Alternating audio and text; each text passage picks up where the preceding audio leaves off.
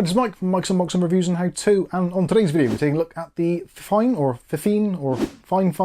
Ampligame AM8. This is a dynamic cardioid microphone which supports both USB Type-C and also has an interface for XLR should you wish to put this through an external device, or you can just plug it straight into your PC or a PlayStation 4 or anything else which supports USB Type-C microphones, and you can use this for streaming, for voice calls, basically whatever you want it to do. This is a top quality microphone but with a bargain basement price. Now, this is actually available in 3 different colours. We've currently got the black version, there is also a white version, and also there's a pink version if that is something you fancy. I'll put links for all of these in the video description so you can check out the local pricing to you. You should find that this is available from the majority of wholesalers and places like Amazon for somewhere in the region of about £50 here in the UK.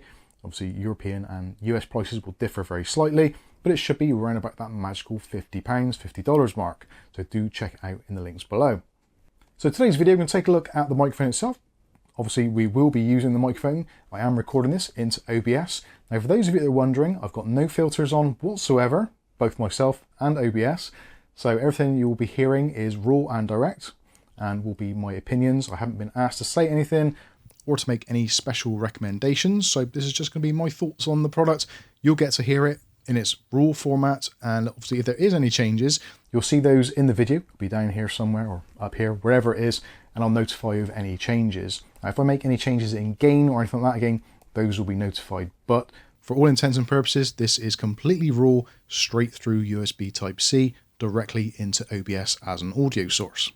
Now this video is also being recorded audio-wise on our Lumix S5 II camera, and this is with my lav mic, which I'm wearing here, which is absolutely fantastic, especially in the room we're in. This is a completely untreated room and is a small dining room, which is essentially about 4 meters by 3 meters. So that's kind of like 9 foot by 12 foot for those of you in America. So this is actually a very small room. So there's going to be lots of echoing and things like that. Now the idea with a dynamic microphone is the fact that it has a cardioid pattern. So that is essentially, it's going to pick up from this front section. So if you're slightly off axis, then you should find that the volume is lessened.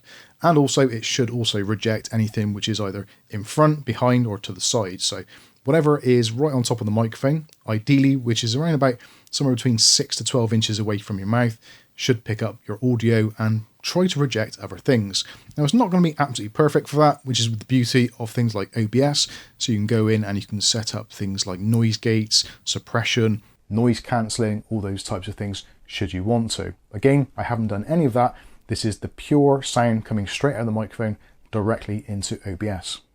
So what do we actually get in the package? So this is the box, nice retail box with the logos on, 2 audio connection, as we said, so USB Type-C and also XLR. You do get a USB Type-C cable included, which is this one here, nice and long, about 2 meters, and also with a Velcro strap on there to secure it should you want to do some cable management. There is a thing with this microphone and pretty much all microphones in general, the fact that if you touch them, handle them, move cables, it is going to pick up. Because it is a very high sensitivity microphone, it does pick up on things. So we'll be doing some tests with that a little bit later. We've got a keyboard, we've also got the mouse mat, I've also got the cable. So you'll be getting some experience of what it sounds like if you hold it. Ideally, for this type of microphone, although it does come included with this really nice yoke stand, it really is going to be better if you can get hold of some kind of arm or some sort of boom arm, and ideally with a shock mount as well. That's going to make things much better. This is a highly sensitive microphone, so it will pick up handling noises, and also if you move the cables around, so just do be aware of that. Also included in the packaging, you get a really nice user guide which goes through all of the things you need to do to set it up, which to be honest with you is extremely easy. On the Windows PC, literally just plug it in. It's completely plug and play as it is with Android devices, PlayStations, other devices which take USB inputs. So it's just like a universal driver for that. Same as with Macintosh. The only thing different is on your PC and your Mac, this actually has a couple of nice features built in, such as audio feedback. So there is actually a jack on the bottom of the microphone. And actually, let's take a look at the jacks while we're talking about that now. So on the bottom, you've got your USB Type-C input. You've also got the XLR, so you can put in a XLR cable into there. There isn't one included, sadly, But if you have one and you have an interface, you can use that if you want to. And actually, fun fact, if you want to, you can actually use both at the same time. So if you want to record a USB Type-C and XLR at the same time, so maybe put it through an interface and record separately on there, you can actually use both at the same time.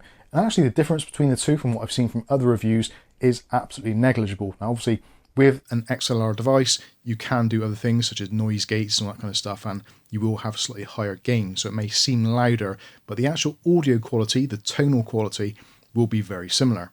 So going back to what I was saying about the bass, so on the bass you've got the USB Type-C, XLR, and also there's a 3.5mm headphone jack. So if you want to, you can actually monitor what is going on.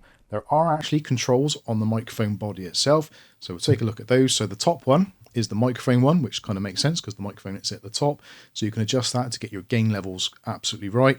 At the moment I've got the gain set to 50%. Again, depending on what I do in Adobe Premiere, I'll put a notice on the screen to let you know how much additional gain I've had to use to equalize the audio to my lavalier microphone. Underneath that rotary dial, the top one, you've also got the one underneath it, so that is going to be the one to control your volume for your headphones. So what you can do actually in your Windows computer or on your Macintosh, if you choose your sound device as being output, as in the Fifine speakers, it will actually put out through there, through the headphone jack, so you can get some real-time monitoring, so you can hear yourself, see how loud you are in comparison with what else may be going on screen, such as your game footage or something you're giving commentary on. Other aspects of this which I think are very cool indeed is, well, I am somewhat of an RGB lover. It's kind of no surprise, you can guess that, but you've probably seen it already. There's a really nice RGB ring on the bottom which you can actually change. So there is a button on the front there, and if you press that, it will go through the various cycles. So you can have static colors, there's also a kind of unicorn puke and a color fade, or if you press and hold the button, even though it is touch sensitive, just press it, leave your finger on it for a little while, it will turn the lighting off. So if lighting isn't your thing, then you can turn it off. And actually one other note, if you're using this on XLR only, the XLR won't power the RGB. That is only used or powered via the USB Type-C cable, so do bear that in mind. If we flip the microphone around to the other side, you'll notice there is another LED on there. So this is basically your mute button. Again, this is touch sensitive, so there's no physical clicky button, it's touch sensitive or capacitive, and it gives you a good indication if the microphone is muted or not, green being the microphone is on, red being the microphone is muted. For those that are wondering, when you actually mute the microphone, it doesn't mute the headset, so the headset will still continue playing or being able to listen to whatever you're making commentary on, your gameplay, that kind of stuff. It purely mutes the microphone itself. Other nice features is the included windshield and pop filter. Hopefully it's done a good job of reducing my plosives, although this microphone, because it is high sensitivity, then you will get some of those plosives coming through. Potentially, depending on how you're using it, you may want to set it up so it's slightly off axis, so it doesn't pick those up so much, but hopefully it's doing a pretty decent job. From the testing I've done already and the use I've had from it, it does seem to do a particularly nice job. If you're feeling particularly brave and you've got your plosives sorted and you don't have an overly bassy voice, or you don't have the kind of S's, which some of us tend to have, then you can actually remove the filter on the top or the shield, and then potentially you'll get a very slight increase in loudness and also some clarity. Obviously with anything, if you're putting a foamy over the top of a microphone, it is going to isolate it a little bit. So let me know in the comment section if you think there's much difference in the quality and also the loudness of the noise with the shield removed. So now we'll do some audio tests. So obviously you've heard what it's like me speaking, and it's probably been transferring between the lav mic and also the Fifine mic, the Ampligame AM8. So let's see what it actually sounds like doing different things. Now I've got a keyboard here, it's not plugged in, but you'll get the idea. This is actually a particularly loud keyboard, so this is what it sounds like with the lavalier mic.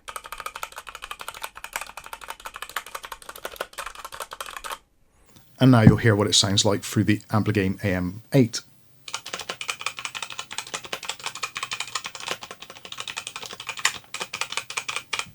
I am actually interested to see what the difference is like. I haven't tried this test myself yet, so I'm going to find out for the first time in editing. So we're both finding out at the same time. So do let me know what you think of the difference between the two. So now I'm going to give you some instances of if you're one of those people that likes to kind of play around with your microphone or you're moving things all the time. So let's see what it's like with picking up noise. I've got the USB cable here, so I'll give the cable a little bit of a rub, see if that comes through to the microphone. I'm pretty sure it will do to some extent. That's not really something you want to do. You want to leave your microphone alone if you possibly can, or again, put it into a shock mount and also a boom to keep it away from your desk and keep cables out of the way. So other things, so if we move this along on the mouse mat there, as potentially we will do to readjust it to suit something you're doing, maybe you need to move it, so we'll see what that actually sounds like. Again, in editing, I will be putting notes up on the screen to give you my thoughts, and obviously please do let me know yours in the comments section below. In terms of other things which are going on, so what I'll do is I'll get Kath now to click her fingers a couple of times whilst I'm talking, so you can see if that actually interferes in a great way. So Kath, if you want to start that now. So I'm going to carry on talking, and Kath is clicking her fingers. She's sat approximately 6 to 7 foot away from me currently, and hopefully that will be rejected to some extent. I will let you hear it from both my lav mic and also the Fifine Ampligame AM8. Kath's getting tired of that, so you can stop that now. So let me know what you think about that. Again, whilst I'm editing, I will put notes up on the screen so you get my thoughts on it as well. And hopefully my thoughts and your thoughts will match up somewhere along the way. So there you go. There is a demonstration of the Fifine Ampligame AM8 XLR and USB Type-C microphone. Hopefully you've enjoyed this video. Really interested to hear what your thoughts are on this. I've actually for a long time wanted to change up my setup. I do wear a lav mic all the time. I have done for the last kind of 5-6 years, however long it's been, and it is a little bit restrictive, so I would kind of like to have a microphone maybe boom slightly out of shot just so that I've got a little bit more freedom. Again, let me know what you think. Do you prefer the sound of the lav mic in our particular setup, or do you prefer the sound of the Fifine Ampligame AM8? I think it's going to be one of those things where depending on what it is you're actually doing, you may find this is more beneficial than other instances. As is the case with anything when it comes to sound, there's always going to be those things which serve a certain purpose slightly better. For us in this room, because again it is completely untreated, there's so much reverberation, so actually having a lav mic underneath my clothing does shield a lot of that external noises. But again, you're never going to get the clarity from a lav mic that you'll get from a mic which is basically in front of you, especially a dynamic cardioid one. So anyway, let me know what you think about this one in the comments section. If you want to check out the local pricing to you, please do check out the links in the video description. Big shout out as well to Bruce over at Fifine for sending this over to us for review purposes. I think I'm pretty happy with it so far, and again, for the price, you can spend considerably more money on much higher end equipment, but it does get to the point of where there are those diminishing returns. Somewhere between the £50 to £100 mark, there is an actual lot to choose from, but I think around about the £50 mark, you're going to have to go a pretty long way to try and beat the quality and the sound of this particular microphone. Again, let me know what you think in the comments section below. I think that's going to wrap this one up. I've been Mike. This is Mike's Unboxing Reviews and How To, and hopefully we'll catch you in the very next video. Thanks for watching.